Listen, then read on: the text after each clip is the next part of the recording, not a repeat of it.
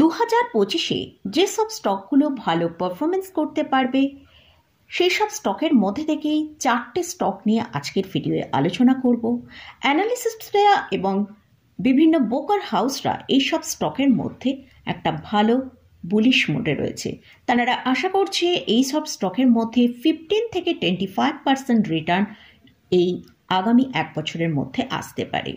তাই এই সব স্টকগুলো আমার ওয়াচ লিস্টে রেখেছি, সেই স্টকগুলোই আমি আপনাদের সাথে শেয়ার করছি যে আগামী এক বছরে অর্থাৎ জানুয়ারি 2025 থেকে ডিসেম্বর 2025-এর মধ্যে এইসব স্টকে আমরা হয়তো 15 থেকে 25% রিটার্ন আসতে পারে। তবে এই স্টকগুলো আমি শুধুমাত্র আপনাদের সাথে এডুকেশনাল পারপাসে আপনাদের সাথে শেয়ার করছি। এই স্টকে কোনো বাই রেকমেন্ডেশন আমি করছি না। তাই এই স্টকের যদি কোথাও কোনো পজিশন নিতে চান তার আগে আপনারা ভালো করে ফান্ডামেন্টাল এবং টেকনিক্যাল অ্যানালিসিস করে নিয়ে তারপর পজিশন নেবেন, অথবা আপনাদের যদি কোনো ফাইন্যান্সিয়াল অ্যাডভাইজার থাকে তার সাথে একবার পরামর্শ করে নিয়ে তারপরে পজিশন নেবেন। তাহলে চলুন আজকের ভিডিওয়ে কোন কোন স্টক নিয়ে আলোচনা করছি সেটা একবার দেখে নেওয়া যাক।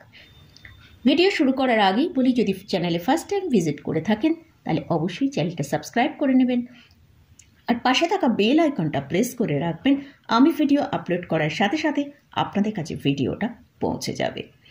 আর যদি ভিডিওটা ভালো লাগে অবশ্যই লাইক এবং শেয়ার করতে ভুলবেন না।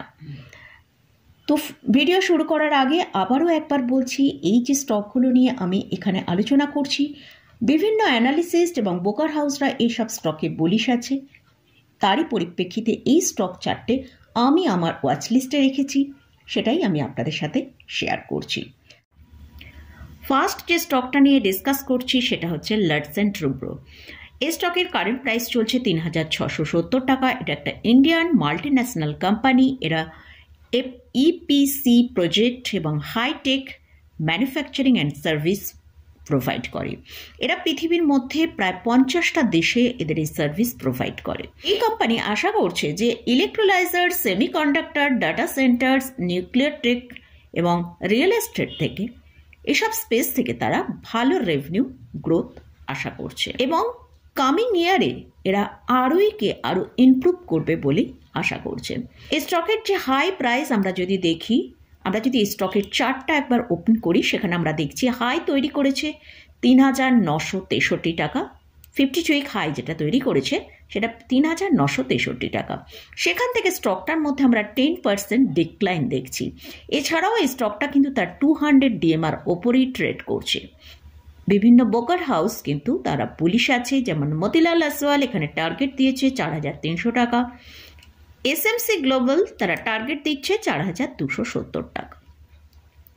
নেক্সট যে স্টকটা নিয়ে আলোচনা করছি সেটা হচ্ছে এক্সাইড ইন্ডাস্ট্রিজ। এর কারেন্ট প্রাইস চলছে 422 টাকা। এক্সাইড ইন্ডাস্ট্রিজ লিমিটেড হলো ইন্ডিয়ার মাল্টিন্যাশনাল স্টোরেজ ব্যাটারি কোম্পানি। এরা হলো largest manufacturer lead acid storage battery এবং পাওয়ার স্টোরেজ সলিউশন প্রোভাইড করে। এছাড়াও রিসেন্ট আমরা দেখেছি হুন্ডাই মোটর এবং কিয়া কর্পোরেশনদের সঙ্গে টিমড আপ করে এরা ইভি ব্যাটারির প্রোডাকশন করছে। তো এই ইভি ব্যাটারি যদি এরা খুব মার্কেটে নিয়ে আসছে এবং সেটা যদি মার্কেটে খুব তাড়াতাড়ি নিয়ে আসতে পারে, এই স্টকের উপর কিন্তু একটা ভালো আমরা র্যালি দেখতে পারি। তো আমরা একবার যদি এই স্টকের চার্টটা ওপেন করি সেখানে আমরা দেখছি স্টকের যে হাই তৈরি করেছিল 620 টাকার কাছাকাছি, সেখান থেকে স্টকটা এখন কিন্তু 31.53 নিচে ট্রেড করছে। তো যদি এই ইভি ব্যাটারি মার্কেটে তাড়াতাড়ি এরা লঞ্চ করতে পারে তাহলে কিন্তু স্টকটা এখান থেকে একটা ভালো র্যালি আগামী দিনে দেখাতে পারে। নেক্সট যে স্টকটা নিয়ে আলোচনা করছি সেটা হচ্ছে এশিয়ান পেন্টস। এটা একটা ব্লু চিপ স্টক। এই স্টকটার কারেন্ট প্রাইস চলছে 2304 টাকা। আজকে এই স্টকের মধ্যে একটা ভালো র্যালি দেখেছি। এই স্টকটা লাস্ট এক বছরে 37% মতন ডাউন হয়েছে। দেখুন, এইসব ব্লু চিপ স্টকে কিন্তু এই অপরচুনিটিটা আমরা সবসময় পাই না। তো এই অপরচুনিটিটা কিন্তু আমাদের কাজে লাগাতে হবে। এই স্টকটা যদি আমরা লং টার্ম পোর্টফোলিও অ্যাড করতে চাই তাহলে এই সময়টা কিন্তু একটা বেটার আমাদের কাছে অপরচুনিটি। এছাড়াও এই স্টকের ওপর আমরা এসআইপি করতে পারি এবং শর্ট টার্মের জন্য অর্থাৎ 1 থেকে 2 বছরের জন্য যদি কোনো ইনভেস্টমেন্ট করতে চাই সেখানেও আমরা এই স্টক থেকে ভালো রিটার্ন পেতে পারি। তো এই স্টকের যদি আমরা চার্টটা একবার ওপেন করি, সেখানে আমরা মান্থলি চার্ট ওপেন করেছি, সেখানে দেখছি স্টকটা 3,500 টাকার কাছে কিন্তু বেশ কয়েকবার হাই তৈরি করেছিল। সেখান থেকে স্টকটা এখন 37% নিচে ট্রেড করছে। এই স্টকে 2250 টাকার কাছে একটা সাপোর্ট আছে। যদি এই সাপোর্টটা হোল্ড করতে পারে তাহলে স্টকটা কিন্তু একটা ভালো আপসাইড দেখাতে পারে। তো এই স্টকটাতেও আমরা দেখতে পাচ্ছি বিভিন্ন অ্যানালিস্টরাও কিন্তু এই স্টকের উপর একটা ভালো বুলিশ আছে। লাস্ট যে স্টকটা নিয়ে আলোচনা করছি সেটা হচ্ছে HCLTech। এই স্টকের কারেন্ট প্রাইস চলছে 1900 টাকা। এটাও একটা আইটি সেক্টরের লার্জ ক্যাপ কোম্পানি। এই কোম্পানির FY25 এর যে গ্রোথ গাইডেন্স সেটা বাড়িয়েছে, সেটা 3.5% থেকে 5% ইয়ার অন ইয়ার বেসিসে করেছে। এছাড়াও এই কোম্পানি তাদের মার্জিনের ভিতরে একটা ভালো ইমপ্রুভমেন্ট আসবে বলে আশা করছে, যেটা 18.9% FY26-এ। ইউএসডি রেভিনিউটা আর্ন করে সেটা 8.4% CAGR হতে পারে, সেটা FY25 থেকে FY27-এ।